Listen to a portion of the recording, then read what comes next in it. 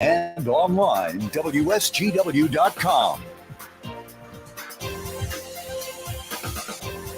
A mostly sunny good morning to you. I hope your day is going well for you, wherever you might be. Sitting at Radio Center, where we've got lots of sunshine and no frost to talk about at all. Along with me, Jonathan Dent. John, you're a little bit further north. Did you see any of the white stuff around? No. It was all clear up in my neck of the woods. It was chilly, though. Chilly is the word. You and I off mic were talking about some of these temperatures a little bit earlier this morning. The coldest spot in the state is not in the Upper Peninsula. Now, they had a lot of low 30s all across the UP. Then you move down into the northern part of the Lower Peninsula, and you see just as many, if not more, 30s, low 30s, than what is in the Upper Peninsula. Cadillac, as an example, 31. Bel Air, 31. Over on the east side, Alpena, looking at about 34, 35, right in there. Then you get a little bit closer to I-75 and start the track to the south, and you see, let me see, Gaylord, taking a look here. Gaylord started the morning off at 32, Mayo at 32, Houghton Lake at 30, but we skipped Grayling. 27 overnight. So if you didn't bring in whatever last night, it's toasted. Yeah. As of right now. Well, frozen. Yes. And the way things look, we're moving into the central part of the Lower Peninsula here. Midland, I saw all sorts of numbers. The one that jumped out at me, though, was 36 in a couple of spots in Midland. Carroll was looking at 36 a little bit earlier. Ithaca, 36. Big Rapids, 36. West Branch, 36. Gladwin, 36. Alma, 36. Mount Pleasant, 38. But then you get a little bit closer to the water, the thumb area. Caseville and Harbor Beach, 51. That's because the water out there right now is registering about 66 degrees. So a little bit warmer there. What's going to be happening over the next 24 hours? It appears as though things are going to begin to warm up just a little bit, especially at night. We're not going to see any more upper 30s and low 40s around these parts. Tonight's low is going to be right around 49. So even in some of the low-lying areas, John, we'll be looking at 44, 45, 46. So 8 to 10 degrees warmer tonight than what it was last night. And also the wind direction has changed just a little bit. What are we looking at as far as wind direction right now? Right now, our winds are either calm or southeast. Okay. But only a slight southeast breeze, 3 miles an hour. Not much. And again, our temperatures, where are we? Out at the airport, they're reporting 56. Downtown Midlands at 55. Here at Radio Center, we're also at 56. So 63 for a projected high. We should make it. Oh, yeah. With the sun the way it is right now. And a south breeze, about 5 to 10 miles per hour as we get into the afternoon hours. Right now, we're still looking at 5 miles per hour tonight with that south breeze. Partly cloudy skies. We'll see some clouds moving in. And during the day tomorrow, clouds will thicken. By about sunrise, we might see a little bit of sun, but they'll thicken. And then after 12 o'clock, 1 o'clock, we're going to begin to see some widely scattered light sprinkles, showers around, nothing major, until later in the day on Saturday night. And we'll see a few more cells move through, but we're not looking at any major consequence when it comes to precipitation in terms of in the rain gauge. Same thing will hold true during the day on Sunday, 64 for a high on Sunday, 52 for a low on Sunday night. Mostly cloudy skies on Sunday. Again, that scattered shower activity around. It's simply a function of warmer water and cooler air. That's what's generating all the activity as we roll into fall. Now, it's kind of unusual because we talk about cooler air, but back in 2017, so we're talking, 5 years ago? We had 6 straight days where temperatures were above 90 degrees. It started on the 21st, and it went all the way through this period. The record high on this date is 95, and that was set in 2017. So we had 6 straight days starting with the 21st, where we were at record high levels throughout the entire period of time. And this date is also a little historical for a precipitation way, because a year ago, and the folks at Michigan Sugar who were on with Art Lewis talked about it before they went on the air. We were conversing about the sugar crop. Last year, we had so much water that it caused some major issues with our sugar beets last year. We were looking at rainfall amounts a year ago today, anywhere from 1.75 inches to 4 inches. Goodness gracious. In the Great Lakes Bay Area. Case in point, Munger was just under 3 inches of rain on this date a year ago. Sandusky had 3 inches. Freeland had right around 2.4. Lapeer was looking at about 2 2/3 inches of rain. The Pigeon area, not quite as much, about 1.75 inches. But Verona, that's over by Bad Axe, east of Bad Axe, they were talking at 2.65 inches of rain. Linwood had just under 2. So kind of interesting that the 23rd of September does go down in history as a number of different weather events, but the nearby ones are rather interesting. Record high within the last 5 years and record precipitation. It was record.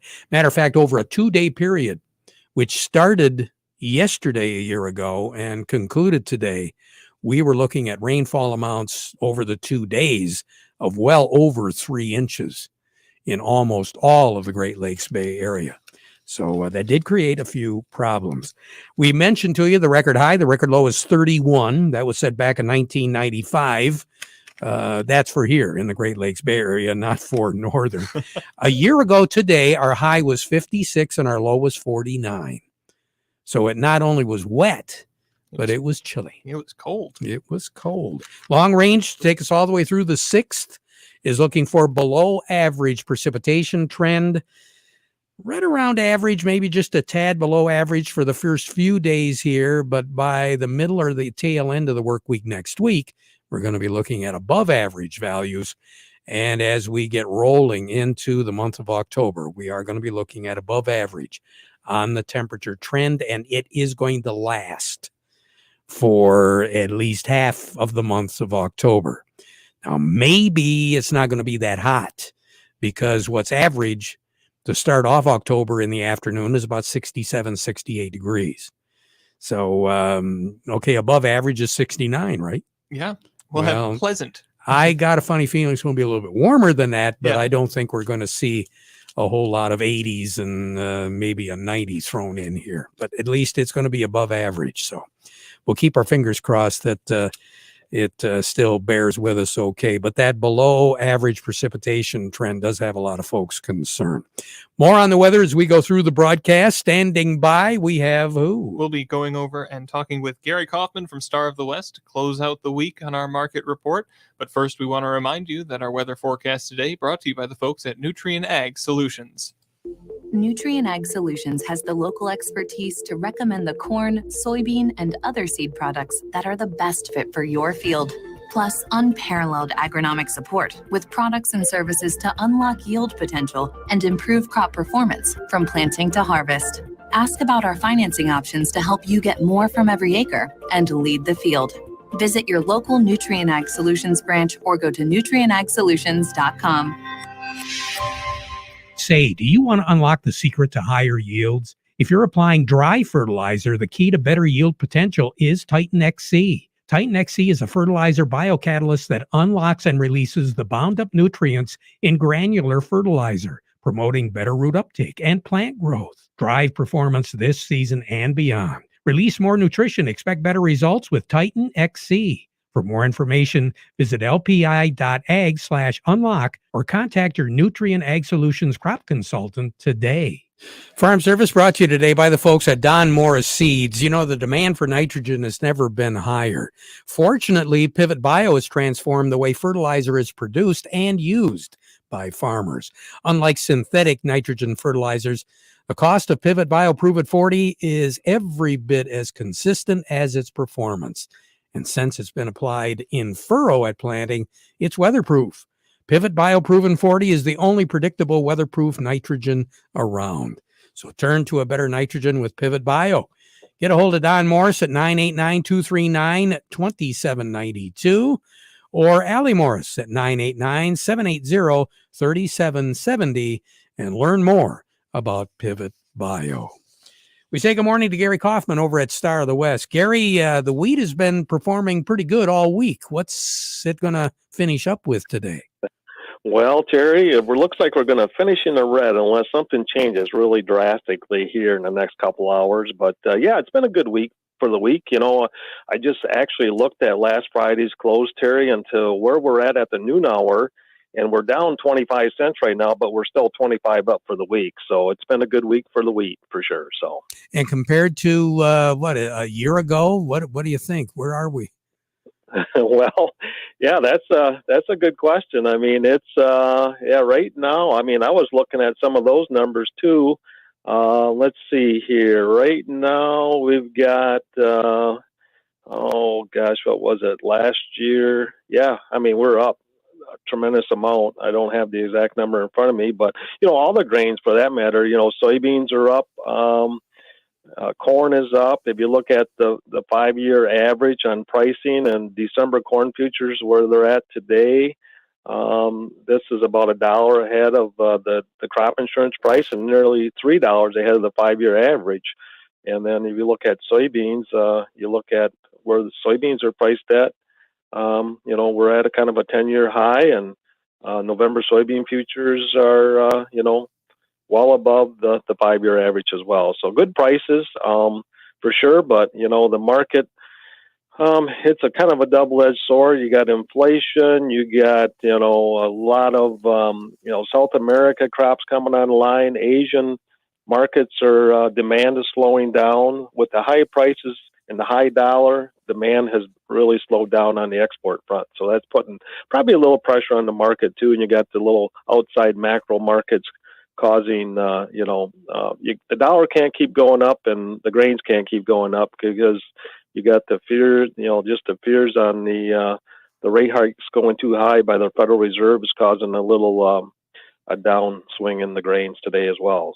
So what have we got on the board right now, Gary? Well, let's call wheat down 24 right now on the cash at 847 on the white, 797 on the red. New crop for next year down 22 at 872 on the white, 822 on the red. Cash and new crop corn down 10 at 623, and cash and new crop soybeans, let's call it down 24 at 1368. Have a good weekend, Gary. I will. You do the same. Thanks, Gary. I will. You bet. Gary Kaufman over at Star of the West. Up next, we have Doug Klein. We do. We're going to be heading over to Oppenheimer to talk with Doug. But first, the market report brought to you by Schaefer and Beerline. Are you ready to upgrade to a new Ram truck for your family farm? Now is the time to order your new Ram 1500, 2500, or 3500. So you should see the folks at Schaefer and Beerline in Frankenmuth, the Great Lakes Bay certified ag dealer. They specialize in all models of new Ram commercial trucks and vans, and ordering is the way to go.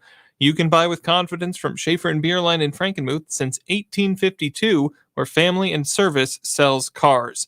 Also by Thumb Bank. They've been serving agriculture for over 125 years. They've got 2 locations in Bay City, also in Cass City, Caseville, Pigeon, Bad Axe, and Marlette.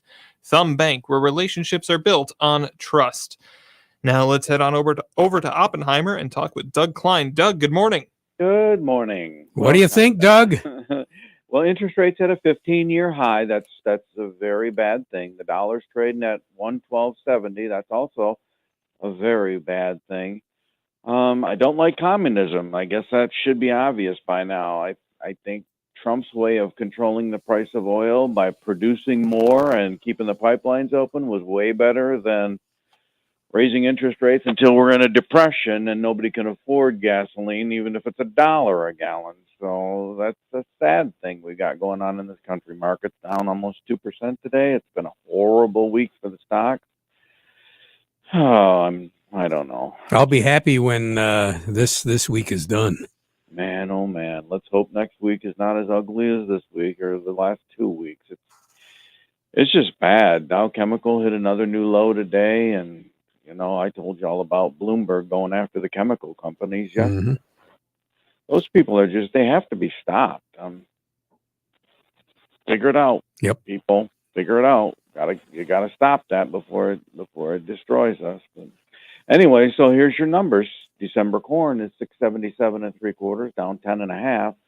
The September of 23 corn is 633 1/4, down 9 1/4. November soybeans 1431, down 26. March soybeans 1440 1/4, down 24 3/4. November of 23 soybeans 1367 1/4, down 17 1/4.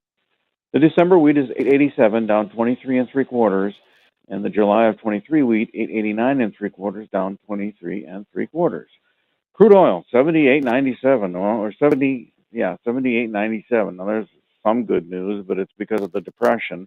It's down $4.42. Heating oil is 318.46. That's down 13.5 cents. Gasoline at 238.44 is down 13.1 cents. Kind of puts us at about 303 at the pump, but like I said, if you can't afford 303, you probably can't afford 403 or 203. It doesn't matter. People are just going into recession mode at this point. Natural gas at 6.95 is down 24 1/4. Over to currencies, Canadian dollar, U.S. dollar gets you 135.74 at the border. That's up 87 ticks. The yen, the U.S. dollar buys you 143.16. That's up 81 ticks. And remember, Japan intervened trying to get their yen higher, actually. And that didn't work except one day. It worked for like one day. And so we're right back to where we were. The euro's at 97.27. That's down 109 ticks, and I couldn't even tell you when it was that low. The dollar's at 112.69. That's up 138 ticks, and I can't even tell you when that was that high, but it's been a long, long time. Gold's at 1656.30, down 24.80 an ounce. Silver's 18.85, down 77 cents. And platinum's at 859.30, down $46.70. Copper hit a new low. And I checked on lumber, it was 448. And Powell said that he's going after housing. That's his purpose in raising these interest rates, because housing went up too fast, too furious. And I guess it's up to him.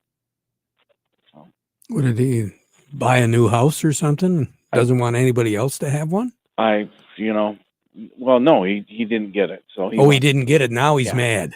He's mad, so he's going to destroy the housing market. So I'm just speculating here. I don't have any idea. But I was told that Kim Kardashian just bought a new house, so maybe he's upset with that. Hopefully, it's in New York, L.A. Yeah, as long as it's not in Michigan. I guess. Doug, have a nice weekend, okay? You too. All right, Doug Klein over at Oppenheimer. Stephanie Zelenko comes along, but first this. How do you make the most of your land?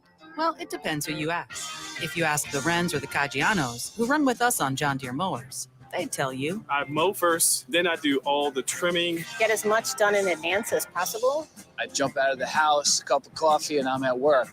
But the Upshaws, the Hubbards, and the Allens who work behind the wheel of John Deere compact tractors would say, something that's worth doing isn't always easy. If it's something you want, just go after it and try it. And most of all, I'll make the earth take the shape that I want it to take. Then there's the Nelsons and the Mosers, who may mention from the seat of their Gator UTVs. It's important to just take it one day at a time. You can't be all working up, right? The most fun we have on the Gator is just ripping around the property. It's a way of life. There are millions of ways to make the most of your land. How will you make the most of yours? Nothing runs like a Deere. Contact one of Tri-County Equipment's 11 locations in Bad Axe, Birch Run, Burton, Caro, Fenton, Lapeer, Marlette, Reese, Rochester Hills, Saginaw, or Sandusky, or visit Tri-County Equipment online at tricountyequipment.com.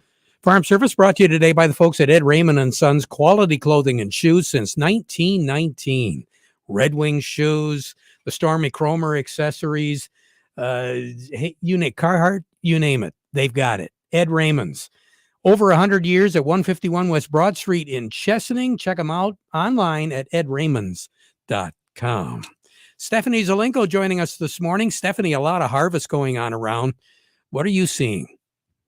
It is. It's amazing how much a week difference makes. Is all the combines that I see out in the field and guys getting to go to work, and the weather change as well. That it's starting to feel more like fall.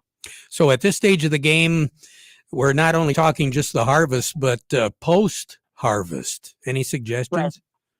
Yeah, absolutely. Right now is the time to start thinking about those soil samples and coming up with fertility programs or varieties and hybrids for next year. So whether you have yield maps in your combines where you can see those good spots and bad spots, or just you running through your fields and your equipment, you kind of know where those high yielding areas are and those low yielding areas are.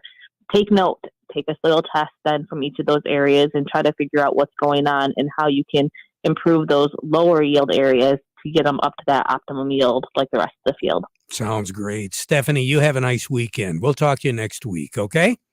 You too. Bye. All righty. Chuck Cervinski joins us right after this.